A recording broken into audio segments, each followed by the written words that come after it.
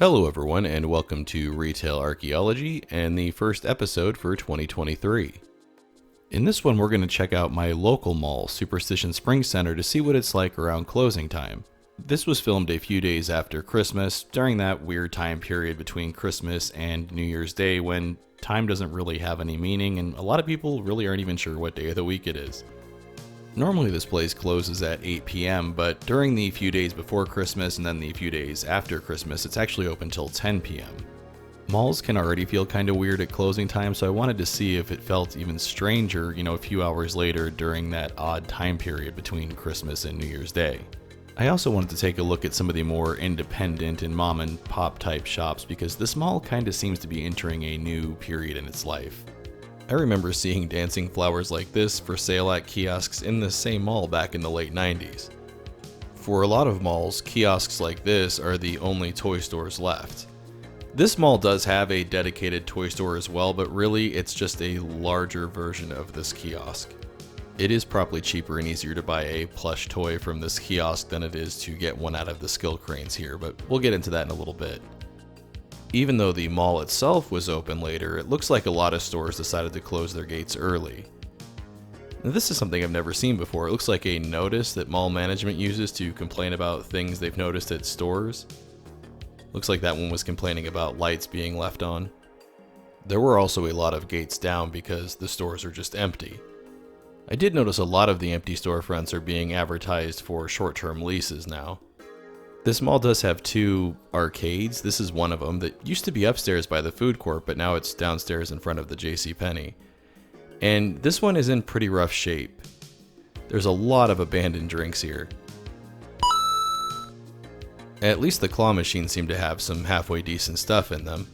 I'm just now noticing the no food or drink sign, and it looks like I'm not the only one who didn't see it.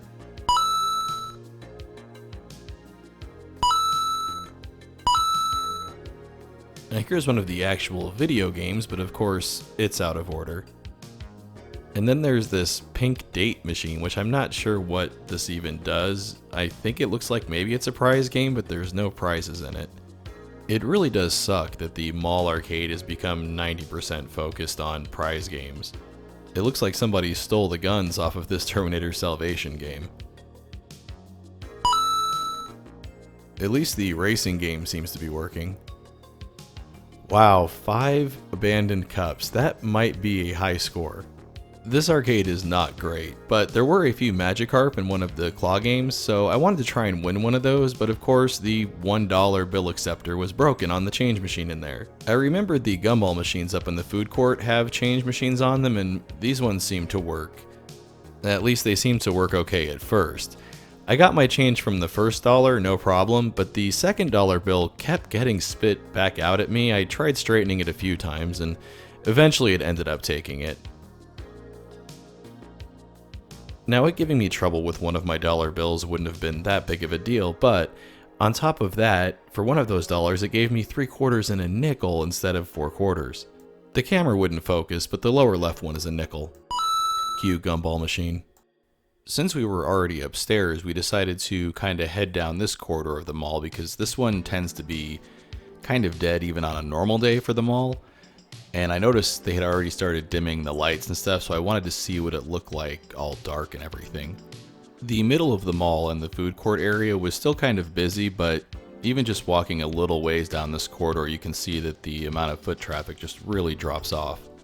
I was surprised to see the Hickory Farms pop-up store was still here. I assume they just packed everything up the day after Christmas.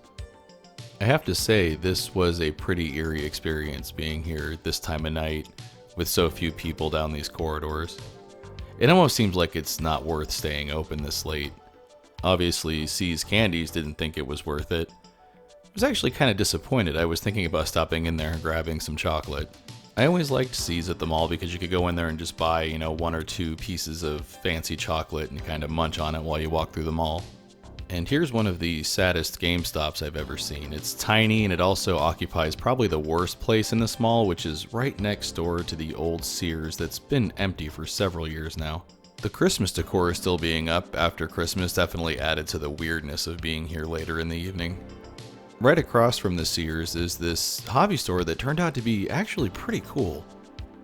Now this hobby store is new to this spot in the mall, however it is not new to the mall. It used to occupy a smaller space downstairs, but they moved into this former JCPenney home store, which is much bigger. When you first walk in, you're greeted with some kind of boutique clothing type stuff, as well as general hobby stuff. They've got rock collecting stuff. They do a magic show in the back, which is kind of interesting, and they have a magic shop there as well. But my favorite part of this place by far is the back. This is all very geared towards radio-controlled cars and racing them, and there's a bunch of tracks back here. I mean, it's pretty neat to be able to see the RC cars in the case, but it's even more fun to watch them racing.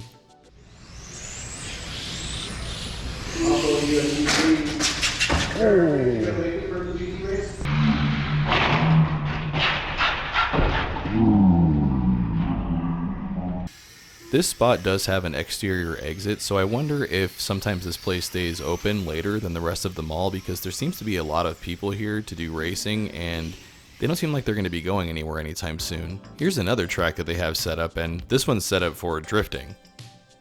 I like that they have a little log hanging there that you can try and whip with the back of your car as you go by. I don't know anything about RC cars, but seeing this place makes me want to get one just so I can play around with it here. Places like this are kind of why I wanted to do a video like this as well. When I mentioned at the beginning of the video that I felt like this mall was entering another phase in its life, it's because stores like this are popping up in it now, and I don't think that's a bad thing. There's other areas of this mall that are still busy, so it's better to have things like this in the part that seems to be kind of languishing than just have it sit completely empty. Another neat store that's popped up down here is this Supreme Exotics pet store. This is all the way at the end of the corridor, and this is actually new. I was surprised to see this here. This spot has been empty for at least several months. What was surprising to me is that this place didn't really smell at all. I found a similar store like this in a mall in New Mexico that sold cute little snakes and stuff like this, and that place you could definitely smell before you saw it. Besides snakes, they had several different types of lizards and geckos and reptiles, but surprisingly they had a pair of hedgehogs down here as well. I had a pet hedgehog for several years, and I do not recommend them. They require a lot of work and care to take care of. They also require a decent amount of space for an enclosure. This enclosure is much too small for a hedgehog for long-term use. It also seems like veterinary clinics don't have a lot of experience with hedgehogs, so when they get sick, there's not much you can do for them, which is what happened with mine, unfortunately. Now, lizards and snakes I know nothing about, but they are a lot of fun to look at, and that one's almost a dinosaur. Look at how cute that little guy is. Now, my kid knows way more about snakes and lizards and things like I do, so I actually brought her back here the next day to see this place, and this was one of the things I really wanted to show her. This is an axolotl, and I love these things. I think they are the most adorable little guys. I love that they wear their gills on the outside. That's pretty punk rock. I've never seen one of these in person. I've only ever seen pictures and videos of them, so this was pretty neat to find here. It looks like he's sick of us staring at him though and is going to go hide there underneath his log, so let's go see what other critters we can find. They had a tank in the middle with a bunch of turtles. I had a turtle when I was a little kid.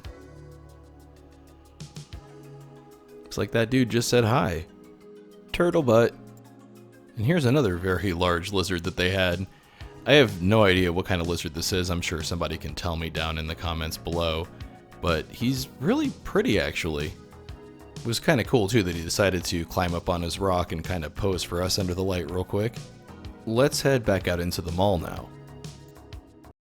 We decided to head downstairs towards the arcade, and when we got down here, I was surprised to see this. The Fletcher Music Center is gone.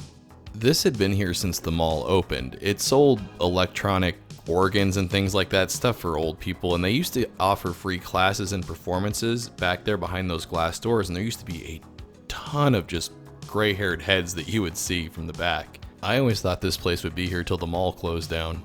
Here's another look at the former Sears from the downstairs, and man, Sears closing up shop really did a lot of damage to a lot of malls. Everything around this old Sears is empty. Once we start heading away from it though, back towards the center of the mall, you'll start seeing more names that you recognize. National chains like Claire's and I think Lids is a national chain. They're at least regional, but they sell, sports caps and things like that. At this point in the evening, even the center of the mall is kind of cleared out. It got really quiet and echoey too. All you could really hear was the music that they were piping in throughout the mall. Something I'm just now noticing is it looks like they never brought the benches back that they took out at the start of the pandemic. That's kind of weird because they do have like the couches and bigger, comfier chairs in front of the anchor stores still. I wonder what the weight limit is on those little bikes that you can rent at the mall, and I wonder if they would rent one to me. Probably not, but we are actually getting close to that arcade where I wanted to go try and win that Magic Carp originally. Remember that whole thing? That's why we went upstairs to get the change. We finally made it to the arcade, and the drink cup is still there, and it looks like there's 2 Magic Carp that should be fairly easy to get. Now unfortunately I only have 3 tries at this because the change machine on the gumball machine upstairs gave me a nickel instead of a quarter with one of my dollars, so I only have 3 tries at this. Now I was trying to kind of look to the side of the machine so I could line it up front to back, but they have the machine wedged between another one and then kind of against the wall, so it was hard to see. I then noticed that the claw wasn't coming straight down, it was kind of coming down as an angle, so I missed it pretty bad there the first time. So on my second try, I tried to compensate for that. Now I know these claw games are rigged like slot machines where they're designed to only pay out once they've taken a certain amount of money in. I was hoping that because this one is in the mall that it had been played enough times that I could maybe get a strong grab on one of my tries. I really thought this time I had the claw lined up good, but unfortunately you'll see as it goes down it kind of goes to the left there, and it made me miss what I was going for. And it looks like that was the strong grab. Well, I have one more try, and I figured, maybe I'll get lucky and that wasn't actually the strong grab. It looked like it was, but maybe it's this one that will give me the strong grab. So this time I, tried to line it up again, and I tried to compensate for how the claw kind of goes to the left. I'm sure that's on purpose that the claw does that, which is really annoying. And there it looked like I had a pretty good grab, but nope, not strong enough to get it. Now earlier I mentioned here I came back the next day with my kid. That's me pointing out that that drink is still there the next day, but it looks like the Magic Carp are still there as well. Now I'm just going to go ahead and speed this footage up because unfortunately I still didn't manage to grab it, and I played it a lot more times than 3 times. I forget how many, but I still came out of it with no Magic Carp. At this point it's about 20 minutes from closing time, and as you can see they've brought even more of the lights down, and also the kiosks are all closed up now. It was actually pretty dark in the mall at this point, and my camera was having a hard time dealing with the lack of light, so it was kind of throwing off the image stabilization sometimes, so I apologize if throughout the video the camera seemed kind of wobbly sometimes. With as dark as they had made it in here, at this point it really seemed like they just wanted everybody to get out. Of course, I was going to meander out as slowly as possible because I was enjoying the dark, empty mall. I don't really have any dead malls, ones that are completely dead, close to me anymore. They've all been closed and demolished, so this is as close to a dead mall locally as I can get. As we're headed out though, let's stop off in one more store that I wanted to show all of you. This is the My Fave Candy store. When you walk into this store, you kind of enter a maze of bulk candy that's on your left and your right, and they have a lot of vintage stuff and a lot of things that you don't really see at regular stores. There's baskets that you can grab at the beginning and you just kind of fill them up as you go along with what you want, and then they weigh it at the end and you pay for it. This store has been here for a year or 2 now, I think. I'm not sure exactly how long, but I always do stop in here whenever I'm at this mall because it's just fun to see what they have. They have a lot of candy, like I said, but they have a lot of novelty stuff as well, and they've got a fantastic selection of Big League Chew. I always liked Big League Chew when I was a kid, especially the grape flavor. I think that was my favorite. What I like about this store is that even though it's not very big, the way that they've laid it out like this meandering maze means that they can pack a lot of selection in here. Oh look, they've even got crapping dinosaurs. Dino Dude Jurassic Droppings. Sounds appetizing. Now, this is actually appetizing. I love Score bars. These are one of my favorite candy bars. I went ahead and grabbed one while I was here. You know what this reminds me a lot of is the maze of snacks and candy and stuff that they would have you walk through at Fry's Electronics before you could get to the register. Now here is some real vintage candy. Chowards, scented mints, and scented gum. Scented like what?